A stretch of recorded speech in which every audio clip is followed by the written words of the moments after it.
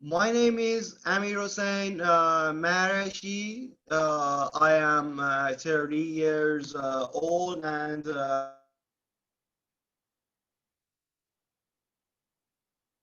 I am 30 years old. FC Academy and STL whose experiences I try hard to find the newest methods of training and educated them to my players in an energetic and motivating method to access our goals.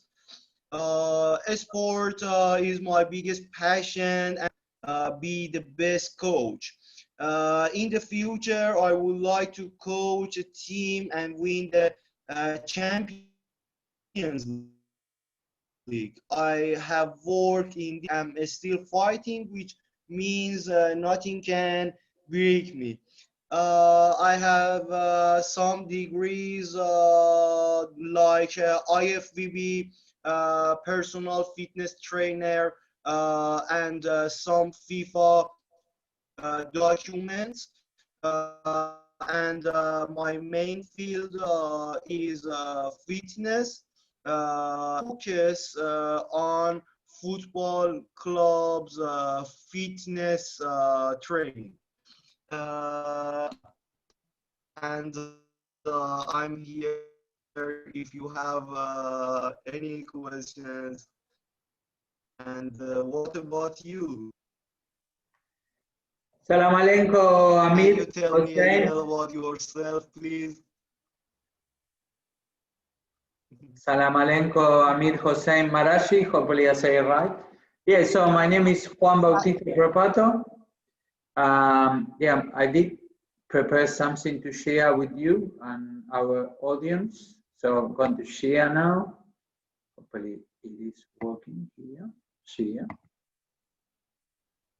It might take me a few minutes.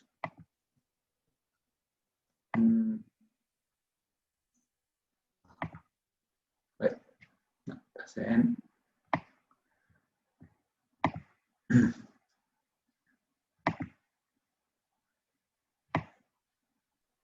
Very good. All right. So what we're going to do is about my career. What is my job? What I do is as a football development officer during COVID-19. Lucky for us here in Western Australia, we are doing quite well. So we are back to normality. What I do a normal season, and then the last one is about social media and any questions that you might have. So my career so far, born 21st July 1978. I have a degree in physical education, 2002, based in Argentina. Master degree in high performance sport, 2006. Went to New Zealand 2007, so I did the first New Zealand football introduction to coaching. 2014-15, I coached the National Women's League with Waikato, Waikato Bears Plenty, in the National League for the women's. Did my A license in Auckland. It's in process in August 2017. Speak Spanish, Argentinian, English, German, my wife German, Italian, half of my family are Italians, and Portuguese because I did live in Brazil and I like many people, Brazilian style and Portugal style of football, so I love Brazilians as well. So football coach, be lucky to move to Australia last year, before in New Zealand, Belgium, Germany, Cuba, and Argentina, of course, where I was born. So a little bit about what I did during COVID-19. So it was a lot about coaching education, like for example, in the picture we could see coaches meeting with regional coaches talking about the social distancing sessions. Another initiative was talking with coaches, with different coaches. In this example, for example, I could see with Quique Cesana, he's coach for Argentina for the national team. Over there with Leo Messi, not a fake photo, it's real. And then I did a really good interview in Football for Life, and also I did an English translation. I think I didn't send it to you, so if anyone want a copy of the translation in English, please let me know. Yeah, it was really one of the highlights. Definitely was that interview. I did more than 20 interviews, so I was keeping busy with the coaching newsletter. Here, like we could see, with a good friend of mine, Guillermo Chinterwolf, over there with Stu Jacob as well, coach the All Whites in New Zealand. Sebastián Martinez, a Colombia coach that is coaching currently in Sydney. Harrison, currently in Holland, coach in Belgium and New Zealand before. James, coaching in India and South Asia. Pedro Diaz from Portugal, now currently in Canada, and then Football for Life with Valerio Raculia, currently coaching in New Zealand, before in Samoa and Denmark and Italy. Just an example of those interviews. And another one here in the backyard, here in the backyard of my place, doing live session with the kids, with the ball, so keeping everyone healthy and active. And then this is during the regular season, coaching education, workshop, mentoring, and club support. They are with one of our coaches, video his pre-match talk. One of the courses I run with the Football West for Football Federation Australia, a skill training course. And then one of other coaches analyzing halftime talk with Paul. So coaches working, developing, having ideas about how we could do things better, review themselves by watching a video when you're doing something, taking notes, and it's about all self-learner driven. So one other things we do during this normal season is the training center and the talent support program. There are different programs to help our players to develop. And I could see there in the middle, for example, is our players getting recognized, but there were NTC players, so one of our players is going to Perth next year because he got a scholarship. So, of course, girls development and player development opportunity. The Football World Cup is coming to Australia in 2023, so I have big emphasis on girls development. Here's just an example about the girls pathway. I did a pathway in the Leeuwin region this year about what are the opportunities for players to develop in our area and region. Another thing is the country week and country camp. Yes, nice picture with our Leeuwin kids, one of our top coaches, Andy Lomo. And country week is a week where all regions of Australia can come together and play against each other, and a lot of camaraderie between each other. And country camp is the best from country week, pretty much training. Normally we will go and play overseas in the Singa Cup or any other international cup. And then another part, of course, is the football in school development, helping the kids to understand the game better, to learn skills over there, play with the ball, train the teachers as well, and just getting as much touch as possible with the ball and getting with the ball, just playing anytime. So it's about that promotion of the clubs and also the association in the community. Futsal development and national futsal championship. As we know, in South America, not sure in Iran, we can talk about that later, is how big is futsal over there. Definitely in South America, Ronaldinho, Messi, Juan Román Riquelme, Maradona, they all start their careers playing futsal or Choco Salon or Baby Football in Argentina. That is a similar game, 4v4, 5v5, small space, heavy ball, so the ball doesn't bounce, you must play on the ground. So we have a big emphasis on futsal and player development, and helping those players for all the ball manipulation skills, the turns, ball control, using different parts of the foot. And then last year, of course, this year with COVID-19, we are not going in January to the national futsal, but this year we took teams to Canberra for the national futsal championship. And as I mentioned before, last year, had the privilege to go to the Singapore Cup.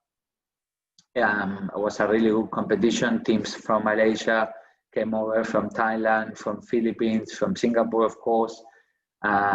So yeah, it was really good. I was looking forward this year, but yeah, of course we couldn't go. Hopefully by next year will be all good. And of course, like Amir was saying, my dream, is to coach a national team, the All Whites or the Socorros or the Matildas, or be in a professional club. So over there I say, Propato is me, dream big, and Propato is dreaming about taking over the national team, Nueva Zelanda. And then over there, paso a paso is a step by step.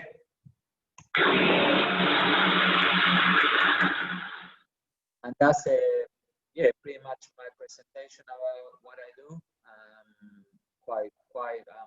I try to share as much as possible on social media, in Instagram with my Propato coach, and Twitter, Propato trainer, Facebook, LinkedIn. So really important to show what I do, and then getting people sharing feedback, ideas, and I'm a stronger believer of always learning from other people. So Amir, any questions? Yes, it's very nice to can talk with you, professional coach, and if you can please tell me about what do you want in a staff, and how will you build it? Yeah, I mean, for me, the people around me, the coaches coaching with me, they have to be good people. So you have to trust them, and of course they have to have knowledge of the game, because we want people that they have knowledge of the game. But firstly is the person, are they good people? Can you work with them? Can you trust them? If they tick those boxes, that's the first step for me. That's the key, because we are working with players, that with people, we are building personalities. So if we have a coach that is all about me, then doesn't work, because they have to have an approach of a growing approach to grow the players, but to grow yourself as well. So that will be my criteria about getting new coaches or staff to work with us.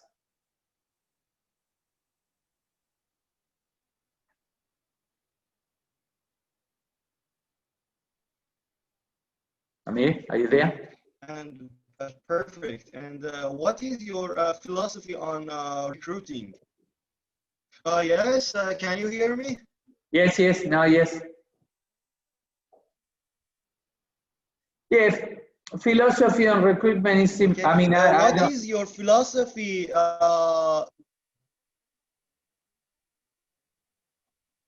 Yes, Amir, here.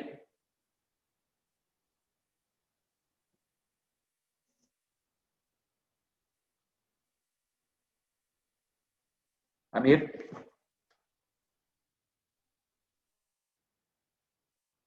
Hello? I can hear you. If you can hear me, I ask a question. What is your philosophy on recruiting? Yeah. Now I can hear. Yeah, so it's similar to the one before. I don't really recruit. I'm not the big boss. but the people they work with us, they have to be, again, good people, knowledge, qualifications, and then they need to have a mentality of growing and always learning.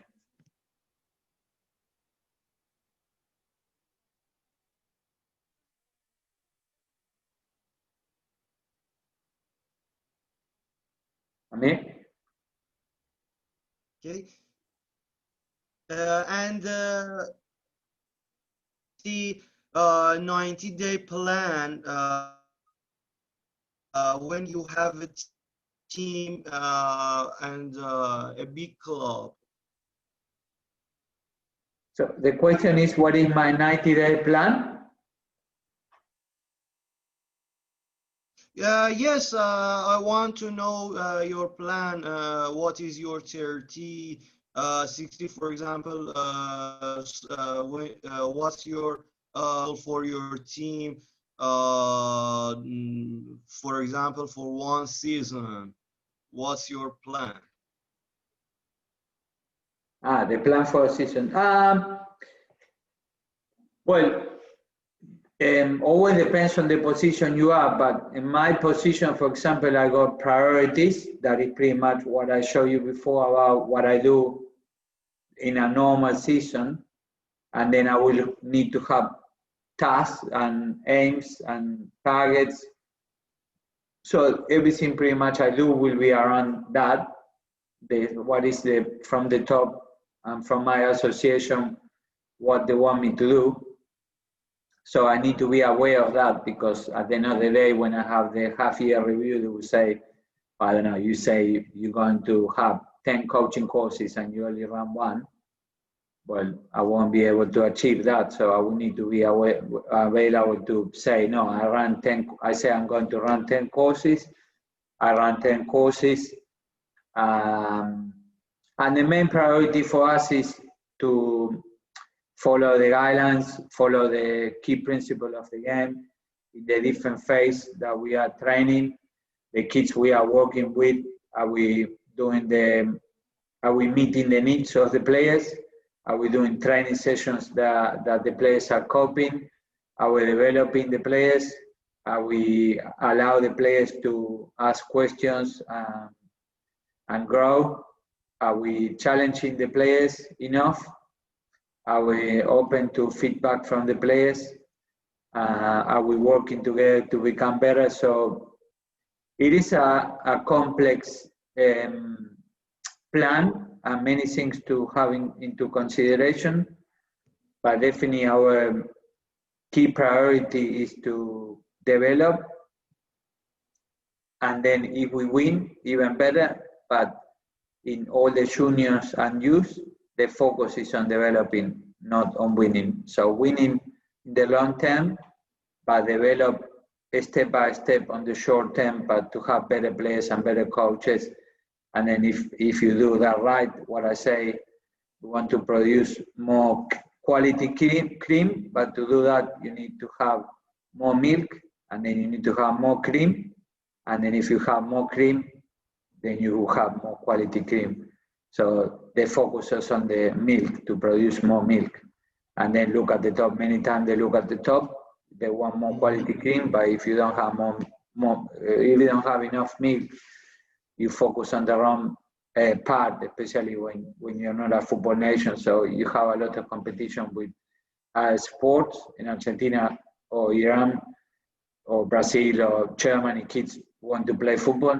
When here, you know, you have Aussie rules and you have rugby league and rugby and netball and basketball. So there are many options. So you need to do the right thing with the players to keep them engaged, keep them happy, keep them challenge them enough, and then hopefully with the time they keep playing football, they keep developing, and then we don't lose them to other sports.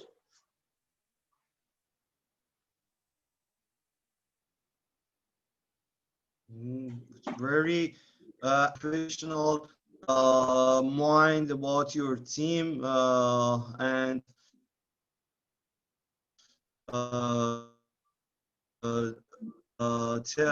told about you want to keep your players happy. It's very important key for every a professional coach like you. I'm very proud of you.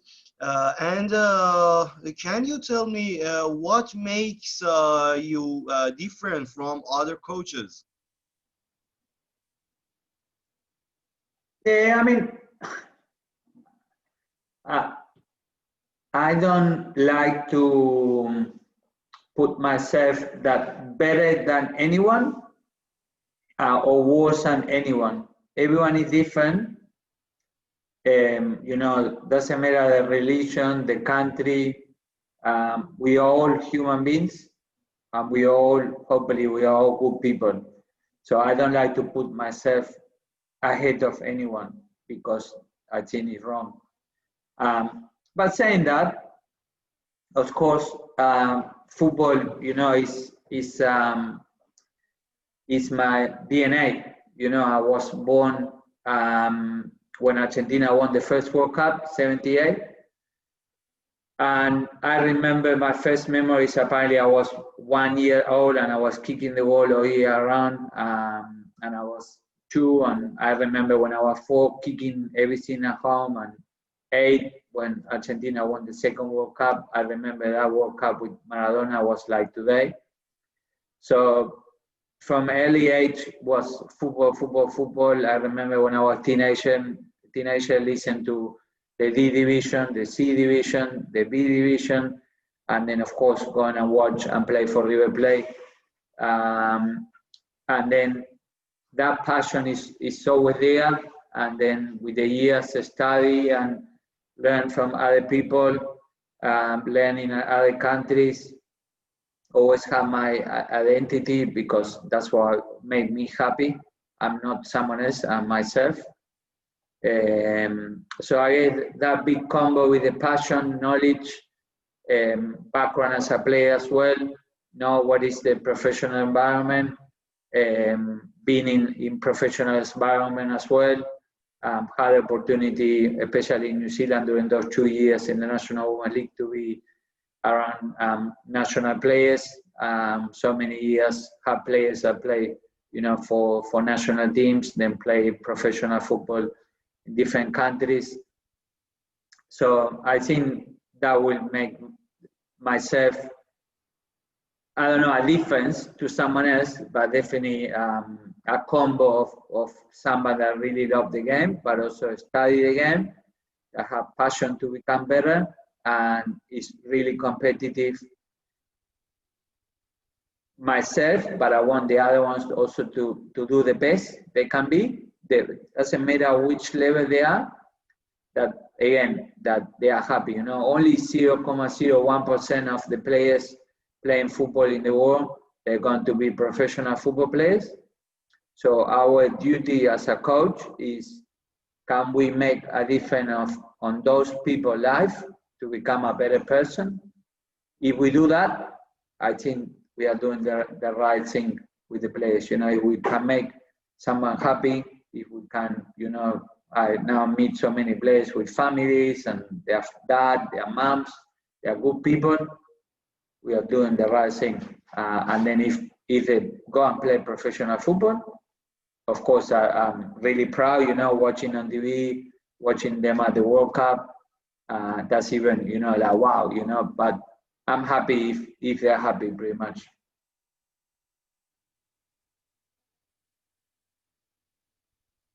Mhm. Thanks a lot.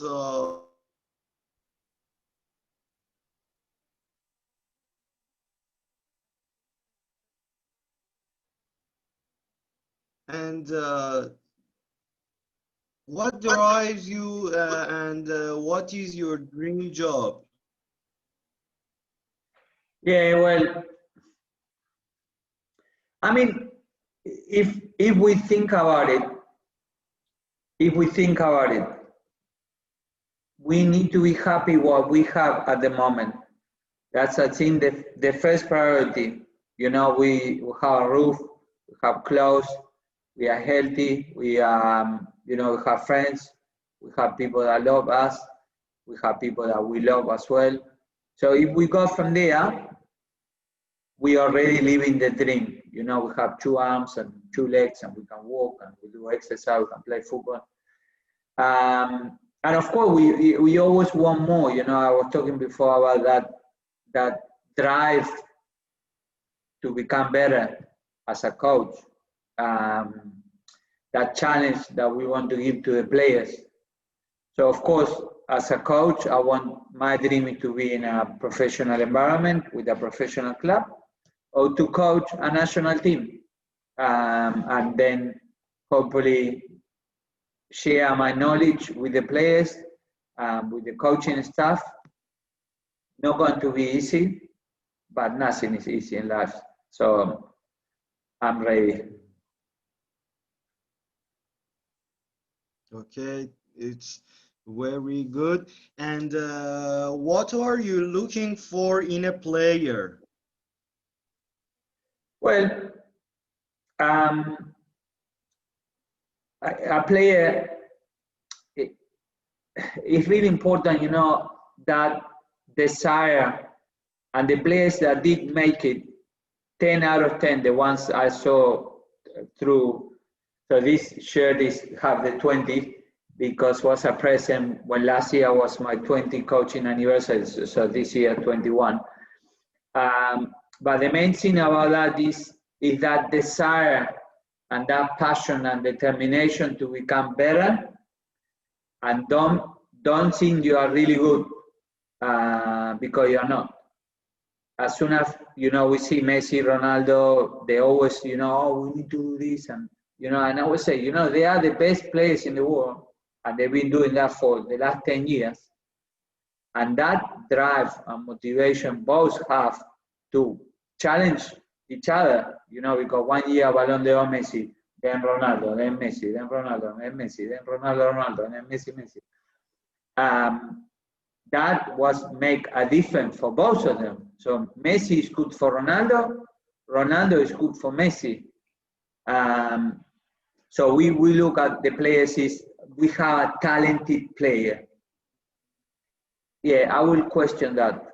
What I say is, I think you are talent if you play for, I don't know, Argentina under 20, Germany under 20, Iran under 20, you know, you are a talent player. You are there already. But potential is, you know, an under 15 playing in whatever league here or whatever, they have a lot of potential. So that potential need to be reached, but also the hardest thing to do is, once you make it to the top, is to stay at the top, to stay at the top of your game. And we see players, even they were talented, they make it into the top league, into the top club, and then 1 year they are gone and they're going down. So we could see that example is, that's the hardest part. Once you make it to the top, stay at the top. Don't drop, because at the top, you make a mistake and you go down, my friend. So, yeah, so those things will be about a player that I'm looking at. Thanks a lot. It is a very good answer. And hardest decision you ever had to make? Can you tell me about hardest decision you ever had to make? That's a hard one. Well, I guess for me, the hardest decision was to leave Argentina, you know, to leave my home country, my friends, my mama, my dad, sisters. Well, even at that time, I have a girlfriend as well. And to leave Argentina to chase my dream, that is working football full time. That was, I would say, the hardest decision ever. It's still hard now, because, you know, to have my mom far away and my friends, and not to be able to go and watch Argentina or River play or be with my friends and drink mate is I would say the toughest decision I ever made.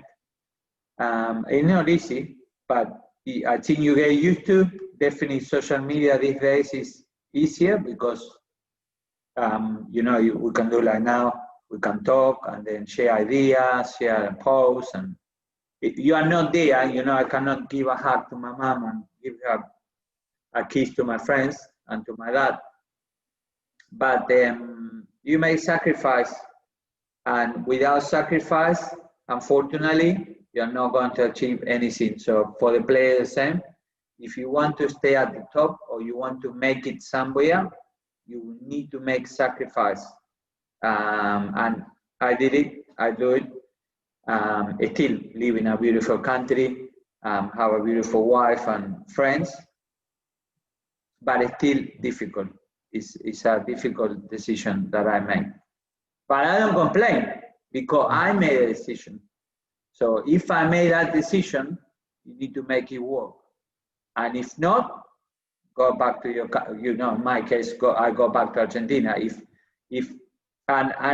that's what I was saying before about your question about the dream job, you know, the dream position or the dream coaching. So we need to be careful. This is maybe not so much about the coaching side, but more the life, about we always looking at how much water we need on the glass to be full, you know, but if the glass have quite a lot, why are we always looking at what we are missing, not what we have? So if we have all of this, why we are looking at this, you know, oh, why, oh, it's too hot or too, whoa, you're never happy, you know, it's beautiful weather. So we always need to look at all the things we have and know what is missing.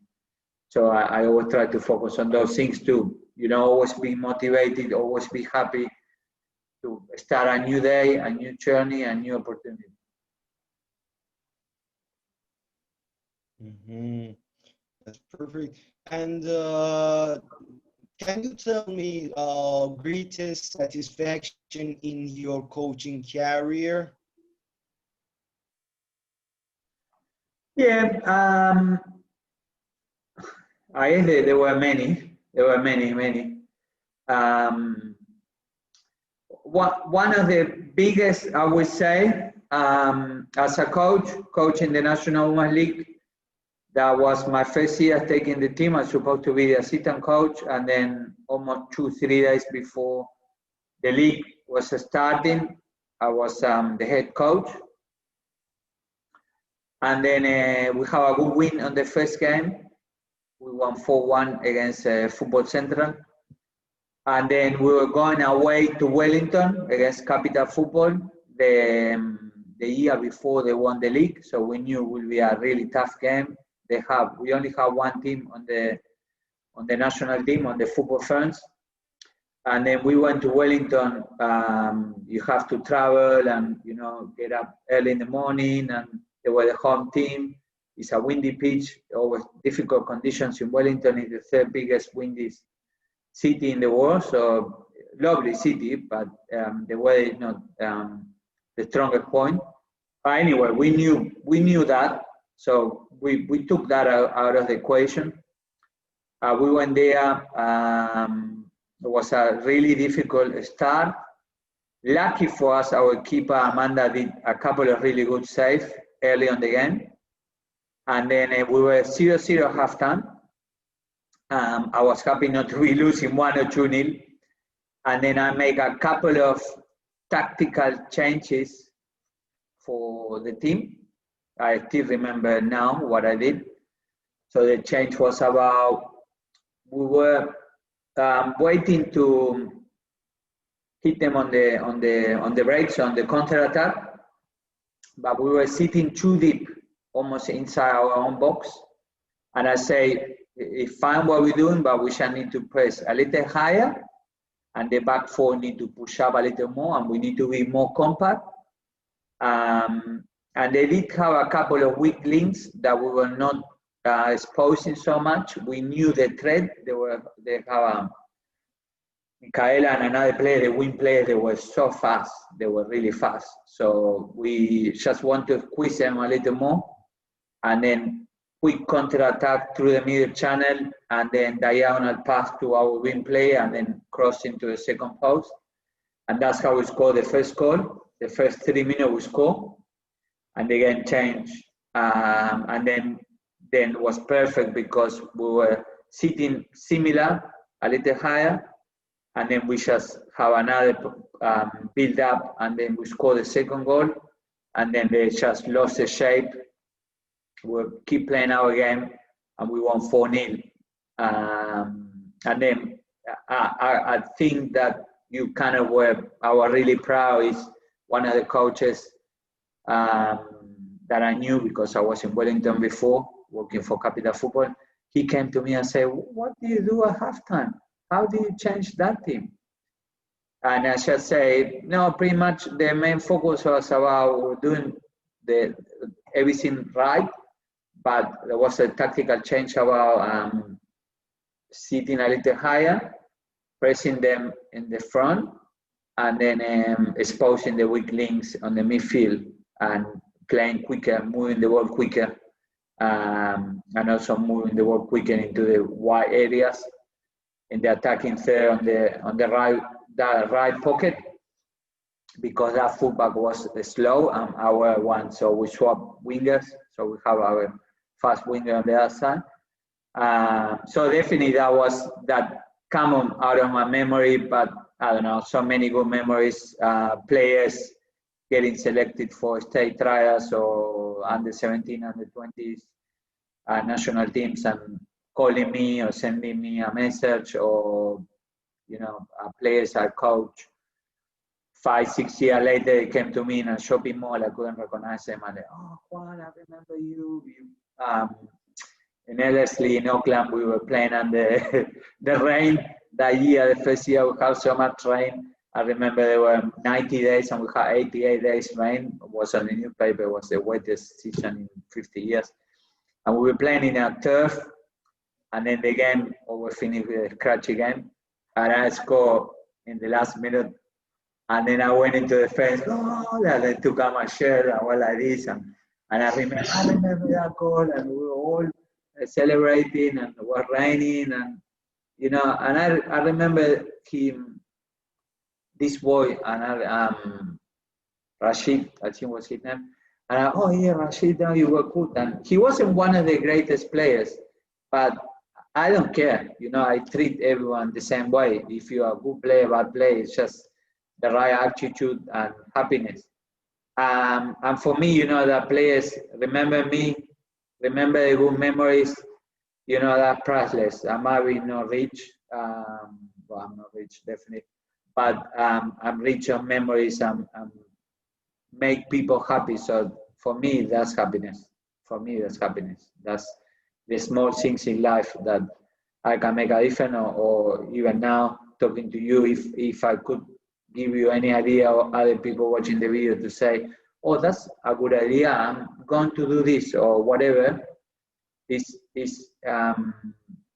helping others. If we help other people, you are helping yourself. That's how I'm always happy to help other people, because you are helping yourself. Mm-hmm. It's perfect. And who is the greatest person you ever worked for? I did have very good managers. Not everyone have been, but I would say the greatest influence I have is Juan Martín de Rucci, Argentinian guy. He worked in Argentino Junior, where Diego Armando Maradona, Juan Román Riquelme, Fernando Redondo, they all came from. So it's the biggest youth academy, and where most of the most famous players come from, definitely Maradona. So the stadium is called Diego Armando Maradona. So Juan is a great person. I started in 1999 when I started coaching with him. I would listen to him on the car. I would ask him questions about why he's doing this or there, why what he's saying to the parents, what the way he managed with the players, and a great example of him, when we're going on camp or a national tournament, people want to sit with him, and go and have a look at those things. When you have great coaches and great leaders, when you go to a camp or whatever, people will go and want to sit with them because they are good people. And the opposite, when those guys are grumpy or they are negative leaders, you could see they will be in a corner sitting alone because they are not an example for the other one. So if I was that head coach and people don't want to sit with me, I would be worried and say maybe I'm doing something wrong. But definitely Juan, because of the person he is, the human being, great coach as well, knowledge of the game. He's always keen to share ideas. He never, and if you're doing something wrong, whatever, he will try to help you. He will always ask for what happened. If you are late, what's happened. He will know, oh, hey, you are late. Oh, no. What's happened? I was talking to you and say, are you there? Whatever. I was not upset because sometimes things happen.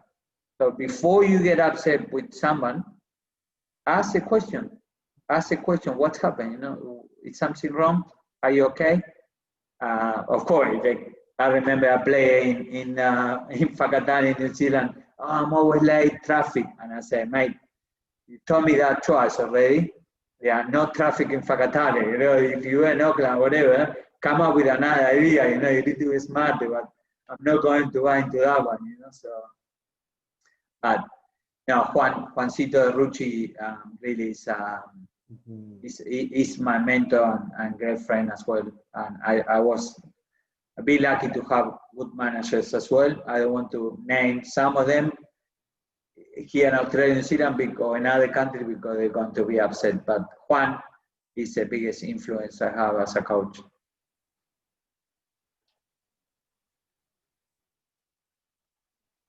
Mm-hmm. And what is your discipline policy when players get in trouble off the field? Can you please repeat that question?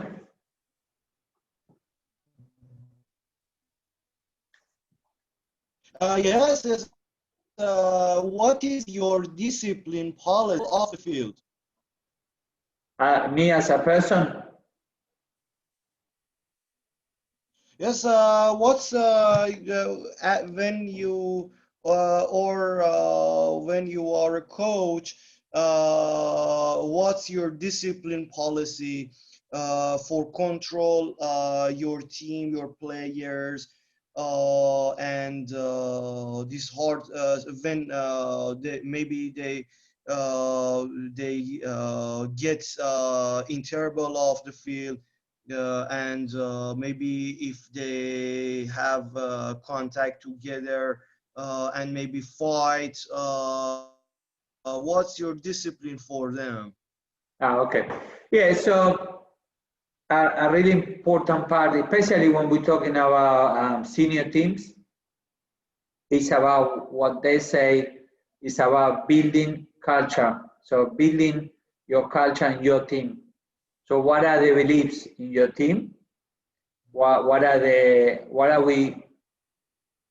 are we here? What are we doing as a team? What do we want to achieve? Are we clear? What is our goal as a team? So all those things need to be discussed because they are the drive for that team to achieve something, to have unity, and also the rules, behaviors of the team, they need to be set by the team, not by the coach, not by the coaching team, because it's our team culture, is our belief, is our goal, and they have to come from that team culture that you are setting up as a team. And also the players need to, in a way, control it or police that one because they are in charge.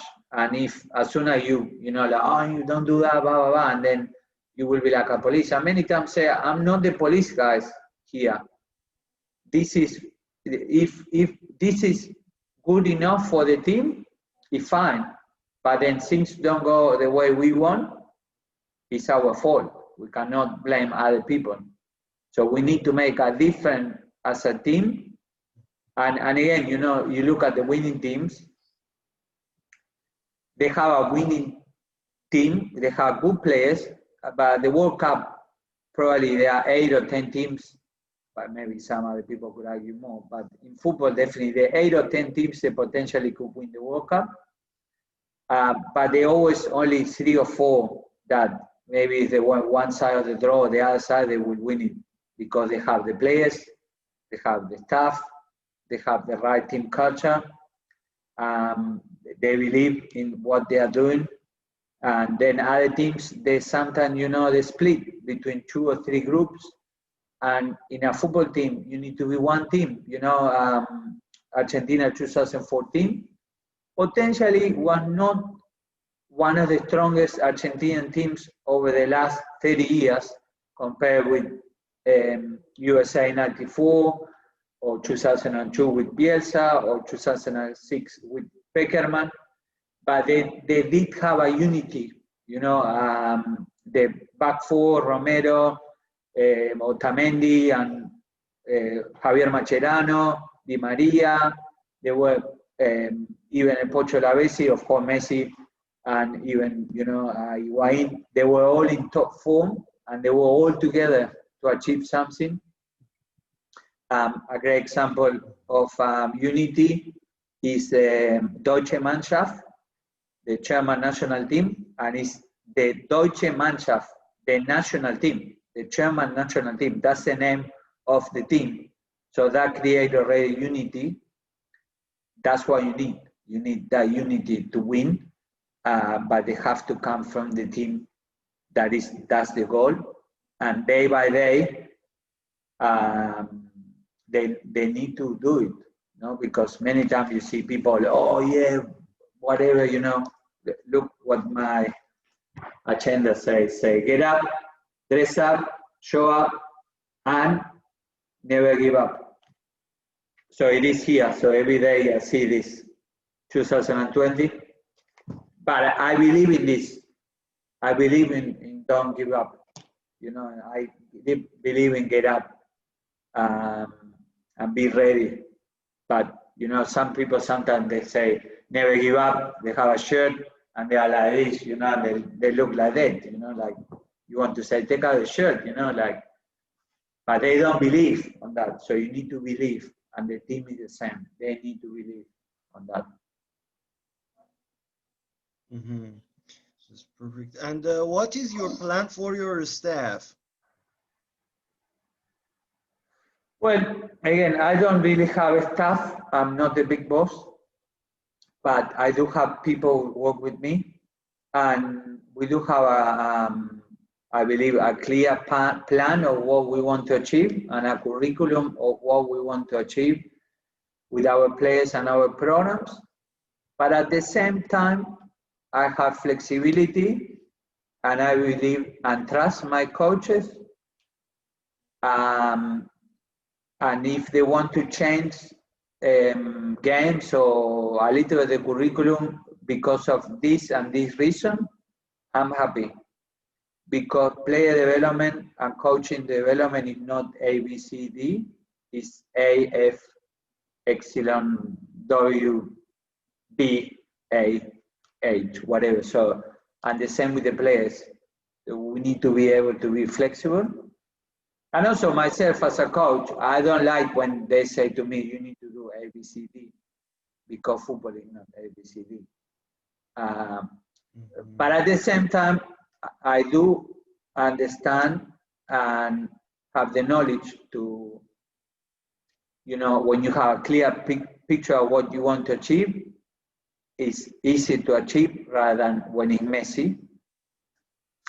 But at the same time, you need to have flexibility on your player development or coaching development, because not everyone is the same.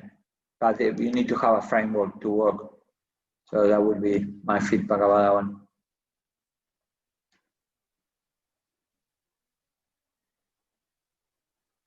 Mm-hmm. And what was your biggest coaching challenge? Biggest coaching challenge. Okay. Yeah, one big one was I was coaching a team, and I was more than 10 years ago, and I want them to be better. I want them to train 3 times a week rather than 2 times a week. I want them to do more to get more. But the team didn't want to be better or to get more and to get more. The team and the players want to keep doing what we're doing over the last, I don't know, 20 years and be okay, average, but not to win the league. I want to win the league, but I was wrong because we did have a meeting like we used to have, and players were really upset, and the parents are like, these guys are not going to be football players. You want them to be football players. You want to train more. You want to learn this and blah, blah, blah. And I talked to the players, and they say exactly the same. Of course, they were influenced by the parents. They didn't want to do, I mean, they did want to get better, but without doing more. Or, you know, being smarter. That is a hard equation to match, because if you don't do more or do things differently, smarter, train better, you know, you are not going to get better. You're going to get the same. So then we have a meeting that they say no, then we change, and then we finish average. But at the beginning of that process, we were top of the league, we were playing really well, we were performing well, we were matching the teams that in the past we used to lose, and we were a really competitive team because we were making a difference of what we did. But the mistake was that it was me and not us. So after that, I learned that meeting about that belief and what we want to achieve, and that team culture is the most important thing before you start training and doing anything, especially with a youth senior team, because you might face some challenge because it's not about you, it's about us and them, especially including yourself. Juan, what are your goals? Yeah, well, the goals is kind of talk about that one a little bit, but if to be happy, the best I can be, keep learning as a coach, make other people better, happy, and they remember like a good person, you know. Of course, I want to be a good coach, but if you remember Juan was a good person, I think I could go, I could die in a happy way, you know. I think that's the way I want people to remember me. Mm-hmm. Thanks. And what's one question I haven't asked you that I should? Which question did you ask? Yeah, I don't know. I mean, you asked me a lot of questions. Yeah, I don't know. I mean, well, you didn't ask me which one is my club in Argentina. Uh-huh. And tell me about tell me about the teams you've coached and how you built them. Yeah, well, similar to about the team culture and the behavior and what we believe is the right things to do. And winning is the end product, but winning is not what we work for. We work for development, performance, and of course, building that team culture. If you do all those things right, you're going to win more than what you're going to lose. But overall, if we have one team recently that on the winning as a result was not there, but the players play really well. They were rotating players were learning, and everyone had a great time in a recent tournament. And then there were many of those players that they were selected as a team of the tournament. And so, but our focus is not our winning, it's our development. And then other players that they play well, and then they were also part of the team of the tournament. They won in the divisions, but overall, the feedback from people watching us from outside was that our teams were trying to do the right thing, were trying to play with the ball, they will try to take risks, they were trying to keep possession of the ball, they were trying to show flair, they want to do things different than other ones, and overall was great camaraderie from the team. We were supporting other teams, we were respectful. So yeah, it is a bigger picture than just a win. Mm-hmm. And who was your best coach in your career and why? Yeah, I have really good coaches. From recently, I mean, I would say playing in River Plate, we have Gustavo as a coach. I remember him. He was really fair.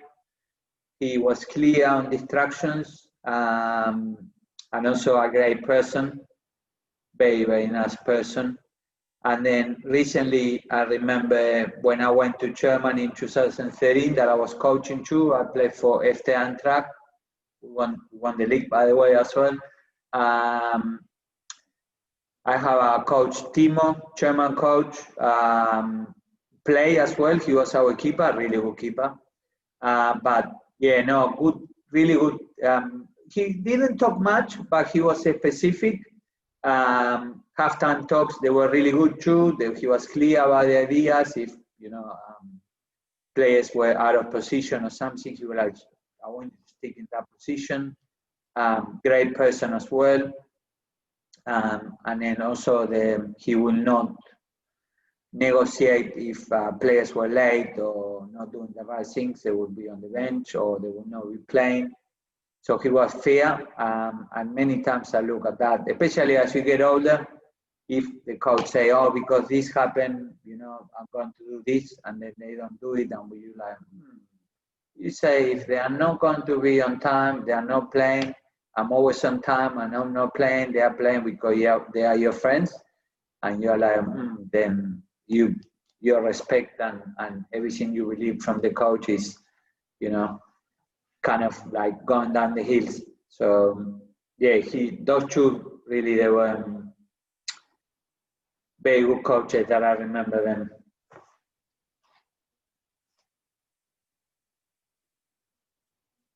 Uh-huh. And what is your biggest career failure and why?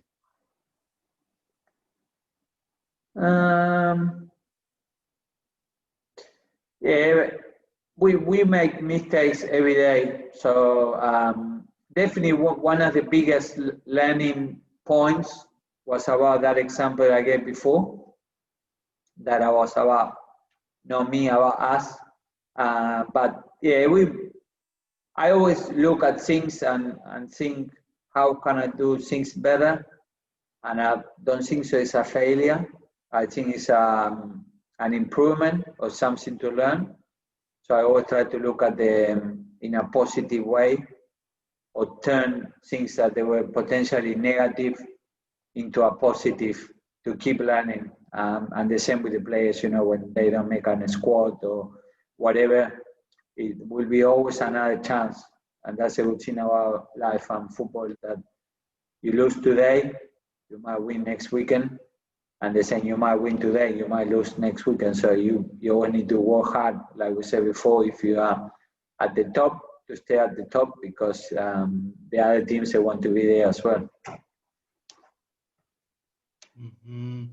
Thanks for coming and accept the invitation, and your answers are very complete and very professional. Thanks again for your time that you give me. You're welcome, Amir. I never been to Iran, but I did look videos recently about Tehran, and biggest, beautiful city, beautiful people, and also Iran with Germany have the number one, football is the number one sport in Iran, have the highest number of participation. I know 2-3 years ago, and Germany was second, so they are mad about football. I know in the 2014, unfortunately, ella lost against Argentina in the last minute, but they're always there. Kairos did really well with you guys. So salam alenko to all the people of Iran, and hopefully everything is fine and everyone is healthy. And maybe one day I could visit your beautiful country. Thanks a lot.